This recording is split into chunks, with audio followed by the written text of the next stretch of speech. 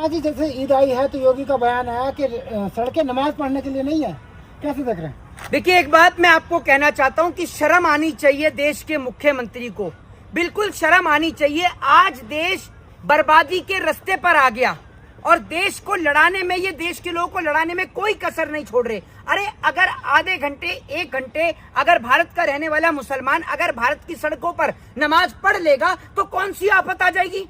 जिस तरीके से नेता मंत्रियों की रैली में 2-2, 3-3 घंटे के लिए रोड बंद हो जाता है, प्रधानमंत्री का काफिला निकलता है तो रोड बंद हो जाता है। अगर मुस्लिम भाई थोड़ी देर के लिए रोड पर नमाज पढ़ लेंगे तो क्या आफत आ जाएगी?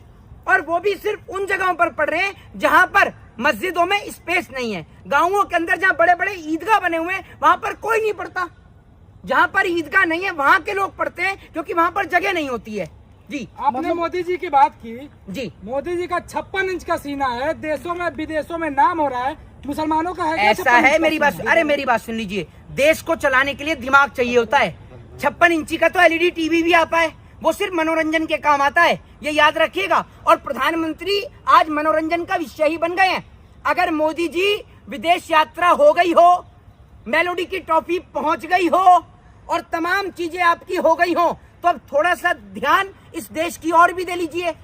आपकी सरकार के राज में नीट का पेपर लीक हो रहा है, आपकी सरकार के राज में पेट्रोल के दाम बढ़ रहे हैं, डीजल के दाम बढ़ रहे हैं, दूध पर पैसे बढ़ रहे हैं, उस पर आप एक बार भी चर्चा नहीं कर रहे। मतलब आप चाहते हैं कि सड़कों पर कब्जा करवा दें नमाज के नाम पर? भाई साहब, कौन सी सड़क पर कब्जा हो जाता है? कौन सी सड़क पर कब्जा हो रहा है ये तो मुझे आप बता दो। मतलब 30 मिनट 40 मिनट अगर नमाज पढ़ ली तो सड़क पर कब्जा हो गया। ऐसे तो प्रधानमंत्री का काफिला निकलता है फिर तो रोड पर कब्जा हो जाता होगा। बताइए ना आप मुझे। माहौल खराब नहीं होता ना प्रधानमंत्री के काफिले से? ऐसा है जो इतना आप बताते हो, जरा एक डेटा के हिसाब से बताओ इतना देश 1947 में आजाद हुआ। 47 से लेकर विभिन्न पार्टियां, विभिन्न दल इस देश में आए। ये पत्रकार महोदय बताएंगे कि कितनी जगह दंगा हुआ नमाज पढ़ने के पीछे, जरा बताइए। आप नहीं रहते? अरे आप रुकिए भारत में नहीं रहते क्या? इधर रुकिए। आप भारत में नहीं अरे रहते रुकिए, क्या? आज मैं पत्रकार बनता हूँ, ये सवाल का मेरे जवाब नहीं, आप ये देंगे। बताइए नहीं, ना। आप दीजिए मेरे सवाल। देखते नहीं क्या? आप ये जो पूरे देश में, आप ये जो देश की जो हिंदू मुस्लिम की एकता को बिगाड़ने का काम करते हैं, आज ये सवाल का जवाब देंगे। पत्थरबाजी कौन करता है ये बताइए ना? पत्थरबाजी कौन करता है? कहाँ, कौन से ईद के टाइम पर पत्थरबाजी हुई, कहाँ हुई, ये बताइए। बताइए ना। और यात्राओं में नहीं होती क्या? ऐसा है, पीछे खड़े होकर दांत फाड़ना कम करिए, समझ गए? वरना आप इधर आ जाइए, आपके ज्यादा दांत निकल रहे हैं तो, समझ गए? यहाँ दांत मत दिखाइए पीछे खड़े होकर। ये इस देश के अंदर आपकी औकात डेवलपमेंट की लड़ाई लड़ने की तो बची नहीं है, तो आप आपस में इस देश में हिंदू मुसलमान के नाम पर लड़ते रहिए। यही आपका काम है, सो कॉल्ड सस्ती टीआरपी लेने का, देश के लोगों को लड़ाने का। आपने कहा कि मोदी जी के राज में पेपर लीक हो रहा था, मोदी जी लाठी लेके क्या करे? इस सेंटर के बाहर बैठे रहेंगे क्या? कौन? मोदी जी। एक बात आप मुझे बताइए, सेंटर के बाहर बैठे रहेंगे? इतना तो कर सकते हैं कि शिक्षा मंत्री का इस्तीफा दे सकते हैं। इतना कर सकते हैं, नहीं कर सकते हैं? कितने पेपर लीक हुए मोदी सरकार के राज में? तो मोदी सरकार, मोदी कितने पेपर लीक हुए? अरे महोदय, मैं घर बनना बंद करो। कितने पेपर लीक हुए बताएंगे? मोदी जी बताइए। लीक करा रहे हैं। मोदी जी थोड़ी लीक करा रहे हैं। मोदी जी के भक्तों का खुद का कच्चा लीक हुआ पड़ा है, वो तो उनसे सिल नहीं रहा, उसके तो छेद रुक नहीं रहे उनके, वो पेपर लीक के लिए रोके। एक बात आप मुझे बताइए, अगर जो ट्रेन जो पिछली सरकारें थी, अगर ट्रेन पटरी से उतरती थी तो पिछली सरकारें उतरवाती थी, हैं? विमान दुर्घटना होती थी, पिछली सरकारें उतरवाती थी। कार्रवाई हो रही है ना? क्या दिक्कत हो रही है? क्या कार्रवाई हुई है? कार्रवाई शिक्षा मंत्री का इस्तीफा हुआ। आप मुझे बताइए, ट्रेन पटरी से उतरी तो रेल मंत्री का इस्तीफा हुआ, बताइए। विमान दुर्घटना हुई, विमान मंत्री का इस्तीफा हुआ, बताइए। जो लोग अरे जो पहले लीक किए थे, हाँ, उनको पकड़ा जा रहा है। शिक्षा मंत्री थोड़ी लीक किए थे कि उनको पकड़ा जाए। क्या नाम था जिसने पेपर लीक किया है? अब जो भी ऐसा हकलाइए कम, ऐसी मोदी वक्त हकलाते हैं। बताइए कौन है, कौन लोग है, जरा आपने बताइए। एनटीए का बयान नहीं सुना था? किसका? एनटीए ने जो संसदीय समिति के सामने रखा है बयान, हाँ, वो नहीं सुना आपने? क्या बयान रखा उसने, बताइए। आपको नहीं मालूम क्या? नहीं, मेरे को तो पता है, आप बताइए। उन्होंने कहा कुछ सवाल लीक हुए हैं, पेपर लीक नहीं हुआ। ओहो, कुछ सवाल लीक हुए हैं, मतलब एक बात आप मुझे ये बताइए कि कुछ सवाल लीक हुए हैं, मतलब चाहे एक बात मुझे बताइए, एक व्यक्ति मरे चाहे 1000 व्यक्ति मरे, मौत तो मौत होती है ना, होती है नहीं होती है? अब चाहे कुछ सवाल लीक हुए चाहे पूरा पेपर लीक हुआ हो, जो बच्चा, आप मुझे ये बताइए, जो बच्चा पूरे साल मेहनत करता है, नीट का एग्जाम कोई छोटा मोटा पेपर नहीं होता, और ये अनपढ़ जाहिल गवार लोग क्या समझे शिक्षा की कीमत क्या है? जो खुद अनपढ़ जाहिल और गवार हैं, जो खुद पढ़े लिखे नहीं है, जिनकी खुद की डिग्रियों का पता नहीं है, और ऐसे इस देश के अंदर गोदी मीडिया के पत्रकार हैं। ये स्थिति है आप लोग की। एलटी ने कहा कि सीबीआई जांच होकर तब पता चलेगा कि पेपर लीक हुआ है या नहीं हुआ है। अब सुन लीजिए मेरी बात, सीबीआई की जांच का अब सुन लीजिए। इनको ये पता चल जाता है कि कॉकरोच पार्टी जो बनी है, कॉकरोच जनता पार्टी, उसके जो समर्थक है वो पाकिस्तान से हैं। किसान आंदोलन में फंडिंग जो है वो बाहर से हो रही है, विदेशी फंडिंग हो रही है।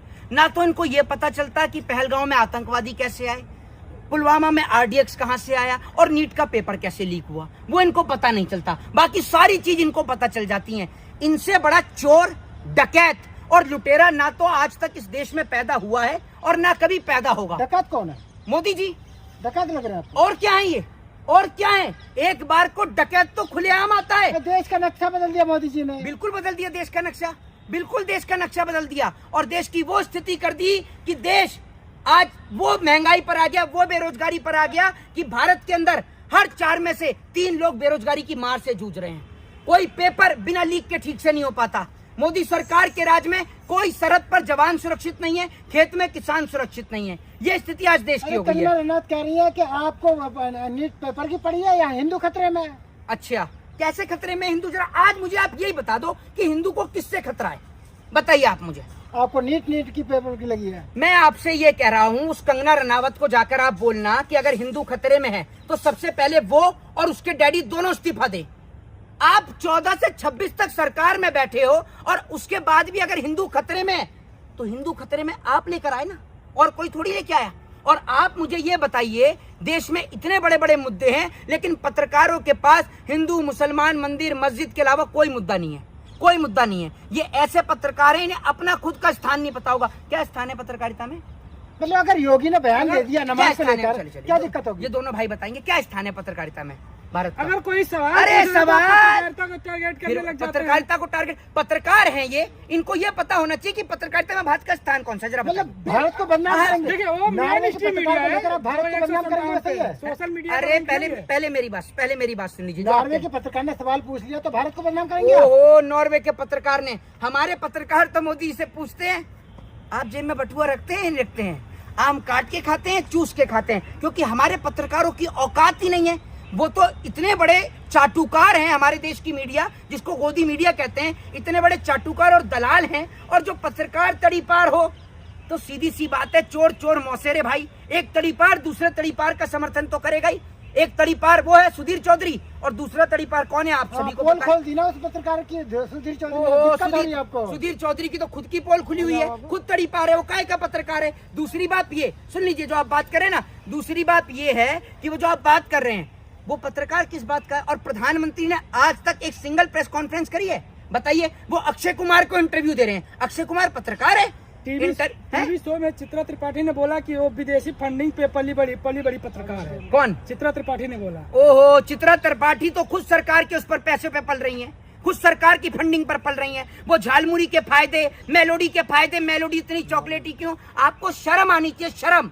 एक पत्रकार की कलम की वो ताकत होती थी कि अगर पत्रकार ने सुबह अपने अखबार में छाप दिया ना कि यहाँ क्राइम हो रहा है तो अच्छे अच्छे अपराधियों के गले सूख जाते थे। लेकिन आज की डेट में पत्रकार, मेलोडी इतनी चॉकलेटी क्यों है? अरे जनता भूख से मर रही है, महंगाई से मर रही है, पेट्रोल और डीजल के दाम बढ़ रहे हैं, दूध पर पैसे बढ़ रहे हैं, उस पर चर्चा छोड़कर मेलोडी पे चर्चा कर रहे हैं। भाई सब चाटने वाले तो बहुत देखे।